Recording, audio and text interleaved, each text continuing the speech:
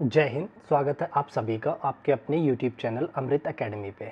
हम लोग शीटेड पेपर 2 के लिए अपना मैथ और साइंस का कोर्स कंप्लीट कर रहे थे। आज उसी सीरीज़ में हमारा प्रीवियस ईयर का जो सीरीज़ चल रही है 10-10 क्वेश्चंस की, आज अपना 9वां दिन है।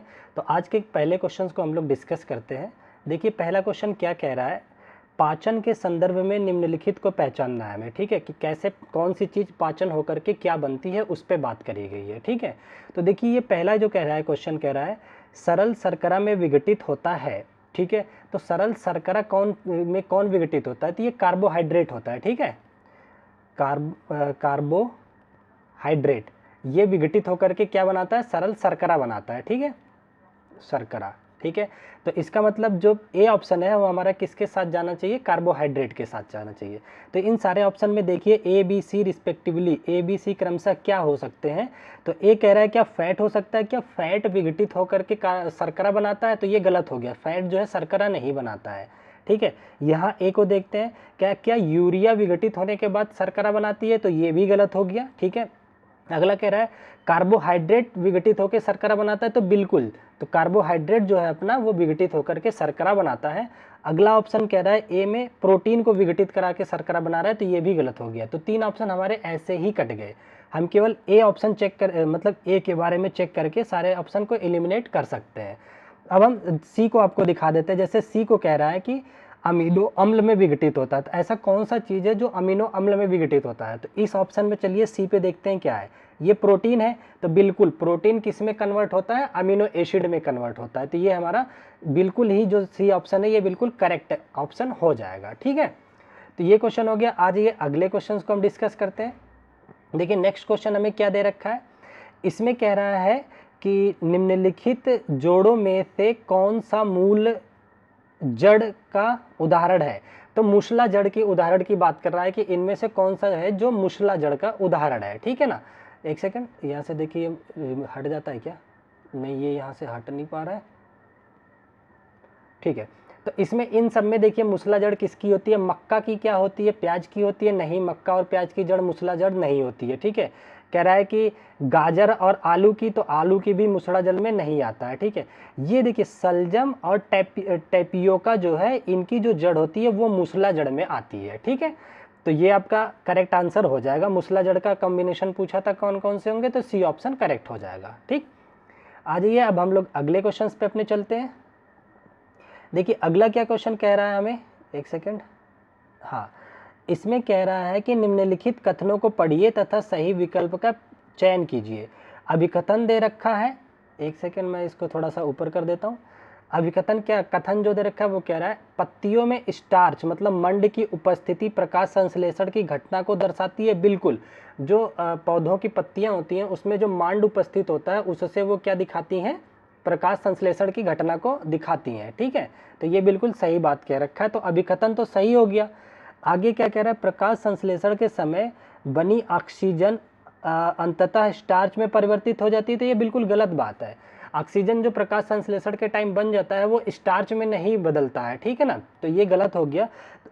तो ऐसा ऑप्शन जिसमें अपना ए अभिकथन सही है और कारण गलत हो वो ऑप्शन सही हो जाएगा।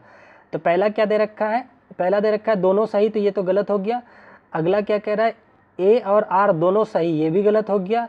इसमें कह रहा है ए सही परंतु आर गलत, तो सी ऑप्शन बिल्कुल करेक्ट ऑप्शन हो जाता है। ठीक है, आज ये अगले क्वेश्चन पे चलते हैं अपने।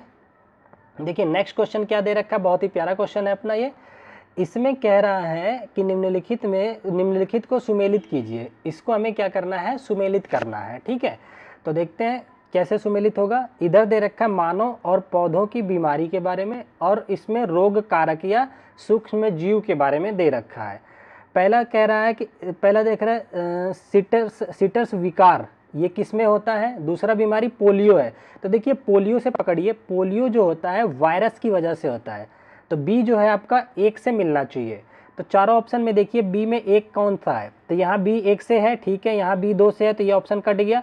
यहाँ बी 4 से, ये भी कट गया। यहाँ बी 2 से, ये भी कट गया। तो केवल एक ही ऑप्शन बचता है जो कि इसका आंसर हो जाएगा। ठीक है ना, तो ये आप लोगों को आई थिंक सब चीज़ें समझ में आ गई होंगी। इस आंसर से आप सारी चीज़ें मिलान कर सकते हैं। अगला क्वेश्चन क्या कह रहा है, देखिए इस क्वेश्चन में हमसे कह रहा है कि दी गई सूचना के आधार पर निम्नलिखित की पहचान कीजिए। एक सेकंड में इसको और बड़ा करने की कोशिश करता हूँ। नहीं, ये अभी बड़ा नहीं हो रहा है, कोई बात नहीं है, ठीक है। कह रहा है कि दी गई सूचना के आधार पर निम्नलिखित की पहचान कीजिए। कह रहा है कि पौधों में जल एवं पोषकों के परिवहन के लिए संवहन ऊतक है। पौधों में जल, और इसमें एक क्वेश्चन और लगाना था, इसका वो लगाना रह गया, तो मैं ऐसे ही इसका आंसर दे देता हूँ आप लोगों को। कह रहा है पौधों में जल और जल के संवहन के लिए किसकी जरूरत होती है? जाइलम की, ठीक है ना, जाइलम होता है वो, ठीक है। तो ये इसका आंसर हो जाएगा। बी कह रहा है ऐसे संवहनी ऊतक होते हैं जो कि पौधों में भोजन पहुंचाते हैं। तो पौधों में भोजन का संवहन होता है फ्लोएम की वजह से, ठीक है।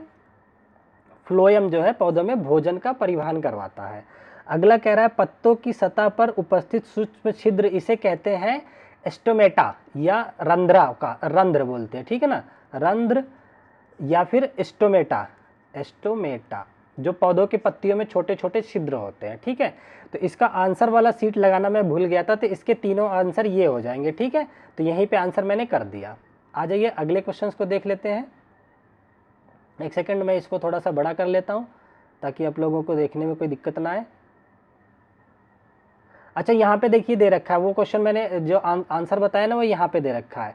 तो ए फिनोमिना रंध्र, देखिए यहाँ पे ए को, ए जहाँ पे रंध्र वो जाइलम दे रखा है वो सही होगा आपका। ए देखिए यहाँ पे जाइलम दे रखा है, बी फ्लोएम दे रखा है, तो यही आपका करेक्ट आंसर हो जाता है पिछले वाले क्वेश्चन का, इस वाले क्वेश्चन का। इस क्वेश्चन का आंसर यहाँ पे लगा हुआ है, ठीक है ना। तो वही चीज़ें यहाँ सारा लिख रखा है। आज ये अगले क्वेश्चंस को देख लेते हैं। अगला क्वेश्चन कह रहा है निम्नलिखित कथनों में से पौधों एवं पशुओं की कोशिकाओं के संबंध में सही नहीं है। इसमें हमें पता करना है कि कौन सा सही नहीं है। पहला कह रहा है कोशिका झिल्ली पशुओं और पौधों दोनों में उपस्थित होती है, ठीक है। अगला कह रहा है कोशिका भित्ति पौधों की कोशिका में अनुपस्थित होती है, जबकि पशु कोशिका में उपस्थित होती है। यही गलत है, यही इसका आंसर हो जाएगा। कोशिका भित्ति जो होती है वो पौधों की कोशिका में उपस्थित होती है, बल्कि जंतुओं की कोशिका में अनुपस्थित होती है, ठीक है। तो ये इसने उल्टा लिख रखा है, यही गलत है, तो यही आपका आंसर हो जाएगा, ठीक है। अगले क्वेश्चन पे आ जाते हैं अपने। देखिए अगला क्वेश्चन क्या कह रहा है, इसको मैं थोड़ा सा और बड़ा करता हूँ, ठीक है। इसमें कह रहा है निम्नलिखित कथनों में से पौधों एवं पशुओं की कोशिका, ये सेम क्वेश्चन कॉपी हो गया आई थिंक। नेक्स्ट पे आ जाते हैं अपने। अच्छा, अब देखिए ये लास्ट क्वेश्चन है, इसको डिस्कस कर लेते हैं। इसमें कह रहा है जिंक जस्ता पाउडर को परख नली में तनु हाइड्रोक्लोरिक अम्ल में डाला गया, क्या होना चाहिए, ठीक है। तो इसमें जिंक को हाइड्रोक्लोरिक एसिड में डाला गया है, तो क्या होना चाहिए ये पूछ रहा है। हाइड्रोजन गैस उत्सर्जित होगी, बिल्कुल सही है, ठीक है ना। Zn plus HCl hydrochloric acid है ना, हाँ, HCl से रिएक्शन करके ये हाइड्रोजन गैस निकलती है, ठीक है ना। तो यही पूछ रहा है, तो हाइड्रोजन गैस उत्सर्जित होगी, तो ए भी सही है। अगला कह रहा है कोई अभिक्रिया नहीं होगी, तो ये गलत हो जाएगा। सी कह रहा है कि परख नली ठंडी ठंडी पड़ जाएगी, ये भी गलत है। डी कह रहा है कि तीव्र अभिक्रिया होगी, तो बिल्कुल सही है। जिंक और हाइड्रोक्लोरिक एसिड की जो अभिक्रिया होती है वो थोड़ी तेज होती है, ठीक है। तो ए और डी ऑप्शन आपका करेक्ट हो जाएगा। तो ए और डी कहाँ पे दे रखा है, लास्ट ऑप्शन पे दे रखा है, ठीक है। तो आज अपने पास इतने क्वेश्चंस थे। आज थोड़ा सा मेरे सिस्टम में दिक्कत थी, जिसकी वजह से मैं ज़्यादा क्वेश्चंस भी नहीं ले पाया और कुछ चीज़ें रह भी रही हैं एक्सप्लेन करने के लिए। इन चीज़ों को मैं सही करके देन नेक्स्ट वीडियो को और अच्छे तरीके से लेके आऊँगा, ठीक है। इसको अच्छे से आप लोग एनालिसिस कीजिएगा क्वेश्चंस को, बहुत अच्छे क्वेश्चन है। आज के लिए हम लोग इतना रखते हैं, फिर मिलते हैं अपनी नेक्स्ट वीडियो में। तब तक के लिए bye bye, take care, thank you so much.